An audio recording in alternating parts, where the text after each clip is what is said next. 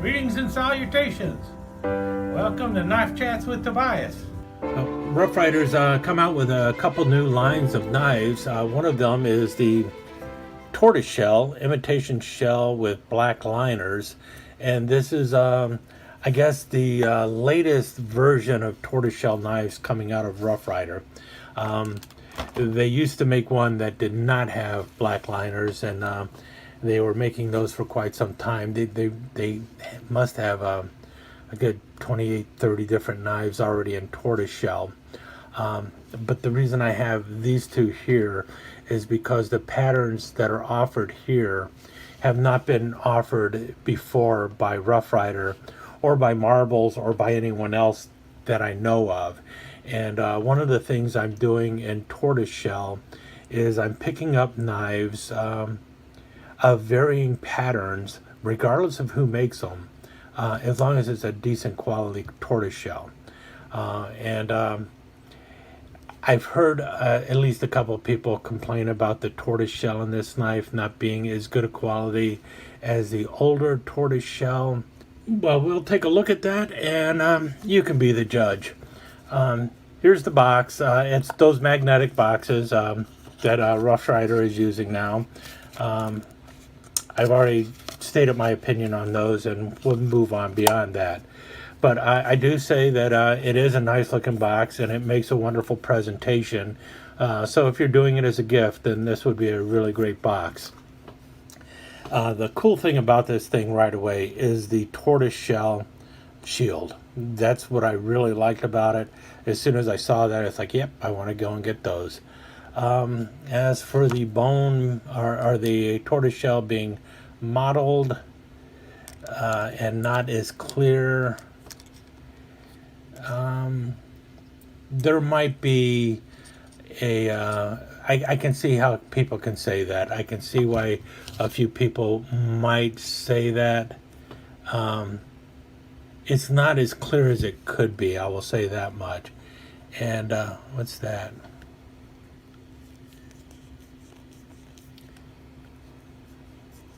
All right, I know what that is. I'm going to have to polish it off. That might be part of the problem that people are talking about too. One of the ways tortoise shell really looks good is when the brass liner shows through, because you've got the translucent brown and the darker brown, almost black going on. And where it's more clear, you have the brass liner showing up. And I think part of the problem with if you notice, these have a black liner, they said. And I think what the black liner is where they're injecting some kind of goop underneath or around the edges to fill in gaps in the tortoise shell.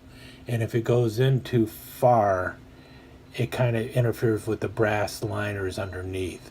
So that might be what they're talking about, because I can see, especially along the edges, where it's a little blacker than it should be, and that might be the black liners interfering with the tortoise shell. So the good thing about the black liners is, well, it fills gaps, and everyone complains about every little itty bitty piece of gap these days. So you won't have a gap between the cover and the liner, but you're also losing some of the translucency, possibly in the tortoise shell. So that might be what's happening. But when the light hits it right, you can see it. It does shine pretty good. This side is a little darker. Action on this one. This is the little cub lockback. One of my little favorite patterns that Rough Ryder does. It's the old Squirrel Hunter out of Edgemark line, or the Edgemark line. There you go, RR2441. The other cool thing you see there, if you notice, they have clearly stamped this 440B. Has more of a satin finish on the blade.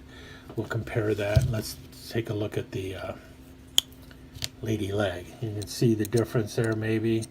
Satin versus their mirror polish. Now, their mirror polish is not quite as good as what you see on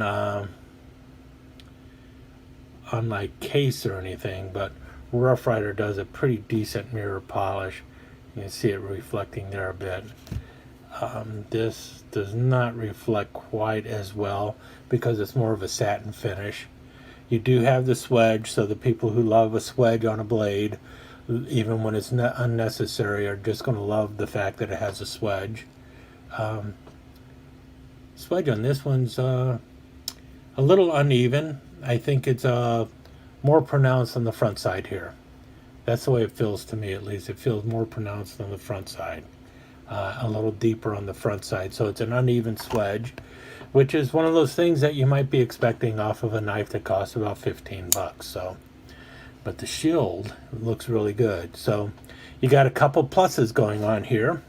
One being 440B stainless, which is about the same as AUS 8, as opposed to 440A, which is a slightly lesser steel in the older blades. So you got a little bit better of a grade of steel on there. You still have the nickel silver bolsters. I think the older ones had a brass pin. These look like nickel silver pins. You do have the brass liners, and this is a liner lock, so you know you don't have to worry about the spring or a half stop on it.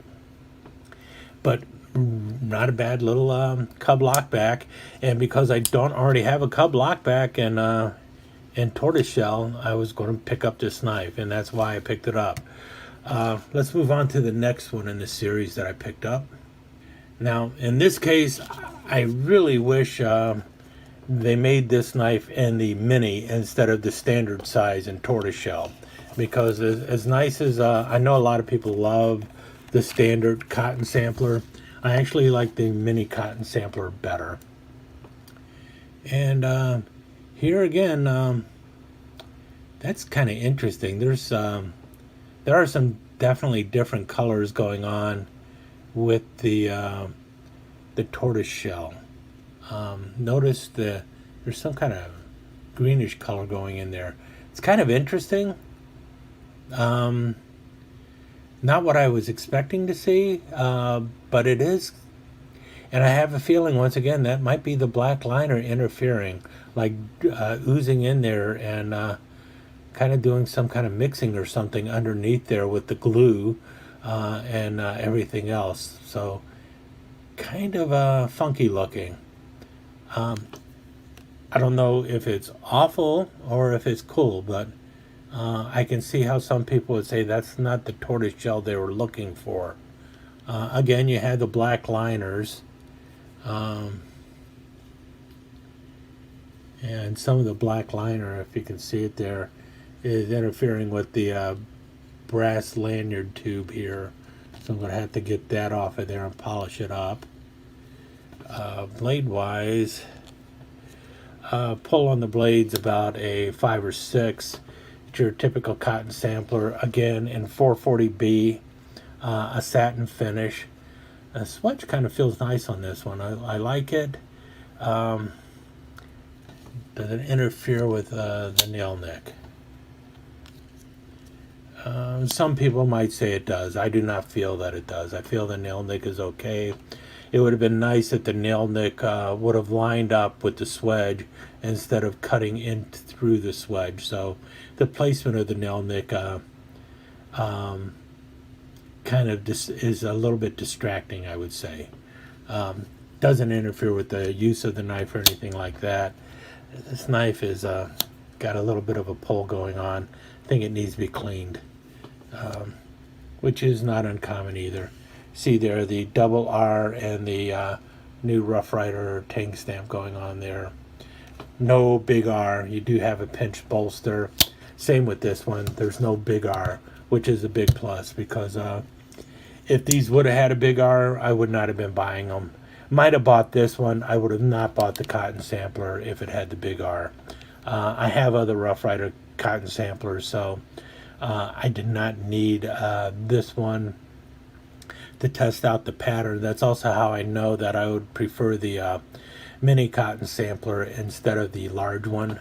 But it's nice to have it in the tortoise shell, because I don't have it in white smooth bone. So there you have that part going on. That finish could be a little better. There's a lot of little scratches and stuff here. Again, I know I'm being very picky. It's like a $15-16 knife, but it's got a couple scratches on there that I'm going to have to buff out. On this one before, is it still there or did I get it off? There was some of the black goop on the handle, and I've had the same thing happen with the Brown Micarta series, where some of the black goop that is supposed to be the underliner or the black liner as they call it, it's some kind of black goop they squirt under there just to fill in the gaps between the cover and the brass liner, and sometimes it gets on the outside and they don't clean it off right, so you got to do it yourself. So, and it is one of those things, all you have to do is polish it off and it'll be fine. But anyway, not a bad little knife. There are other knives in the series. I think they're up to 4 or 5 right now. If the camp knife shows up in this series, I will definitely pick up the camp knife and then have to modify the cap lifter so that it'll work correctly. If the large toothpick shows up, I will buy the large toothpick. I know there's a doctor's knife in there. I already have a doctor's knife from earlier. The only way I would pick up the doctor's knife and the tortoise shell at this point would be if the doctor's knife had the spatula. It does not have the spatula, so I'm not going to pick up the doctor's knife. There's a large Stockman in there. I don't have that one, but I have it in the white smooth bone, so I probably will not pick up the Stockman. What I'll pick up are, like I said, I think only 4 or 6 have shown up so far. Most of them I already have some other tortoise shell in that pattern, so I'm not interested in it. What I could see picking up if they show up in the tortoise shell will be the half hawk, perhaps the hawkbill, which would also make kind of sense. They should have a hawkbill in this because the tortoise shell handle is based off of the hawksbill turtles, so why not put a hawkbill in tortoise shell? That would make a lot of sense. And if they put any kind of small fixed blade in the tortoise shell, I will definitely grab that too. So those are the ones I would be looking for. But if they throw the Big 5 in there, and by Big 5 I'm talking about the Trapper, Stockman, Congress, Muskrat, Canoe, not interested in them. I've already got them, or just flat out just not interested in another one of them. So those 5 I'm not interested in. I've also got the small 3 already, so I don't need the small 3 either. And by small 3 I'm referring to the tiny toothpick, peanut, and lady's leg. I already got them, so I don't need another one. And the shield is not enough of a draw to get me to spend another $15, even though it is a really cool shield, and I'm glad they did that. For those folks who are looking at getting these knives, well, you can be the judge on how you like the tortoise shell compared to older tortoise shell. But you do have the big draw, which is a really cool looking shield. You got a nice pinched bolster, nickel silver, without a big R. And if you're one of those people who just loves half stops and swedges, all of the new ones seem to come with the half stops and swedges. So not a bad looking lineup as far as I'm concerned. The tortoise shell does look different, but the tortoise shell also looks different from other companies too. So you can be the judge of that if you like it or not. Oh, and one more thing before we run off to do some slides here. Don't forget, you're talking about 440B stainless steel instead of 440A. So it seems like that's what Rough Ryder is moving to. They're going to move from 440A to 440B. 440B is equivalent to like an AUS 8, so a little bit better steel coming out in these newer Rough Ryders. Something else to think about when you're looking at the lineup.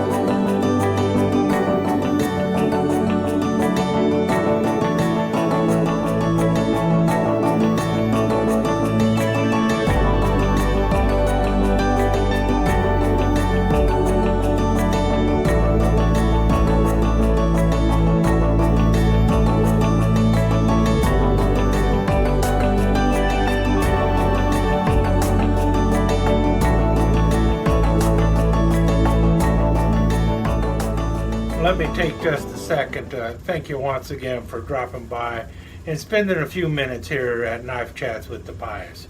I really do appreciate it, and I do appreciate any comments that you leave. So please remember to give me that thumbs up, and also don't forget to subscribe and ring that notification bell so you'll know when the next episode is up and running. Thanks again for dropping by. Really do appreciate your time here.